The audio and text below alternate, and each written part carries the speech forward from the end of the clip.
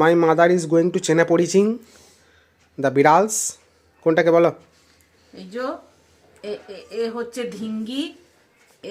এর মা, তার আগে আমাদের বাড়িতে কোনো বিড়াল ছিল না।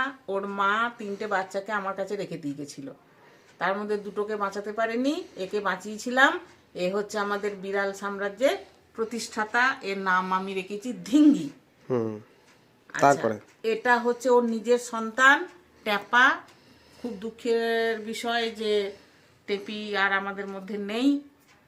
আমরা খুব কষ্ট পেয়েছি। পরশুদিন আমাদের সারাদিন খুবই খারাপ, মন খারাপ ছিল। যাই হোক, ট্যাপা রয়েছে।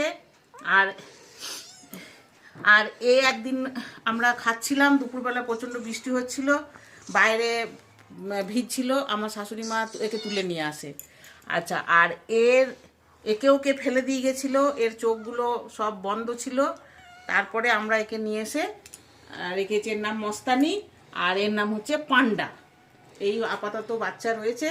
আর ঢিঙ্গির আরও বাচ্চা, তারা এখন বড় হয়ে গেছে, তারা আমাদের সঙ্গেই থাকে, রাতে ঘুমায় আমার সঙ্গে। এই মোটামুটি তাদের সঙ্গে সময় হলে নিশ্চয়ই পরিচয় করিয়ে দেবো। সকলে ভালো থাকবেন আর আমার বিড়ালগুলোকে একটু ভালোবাসবেন।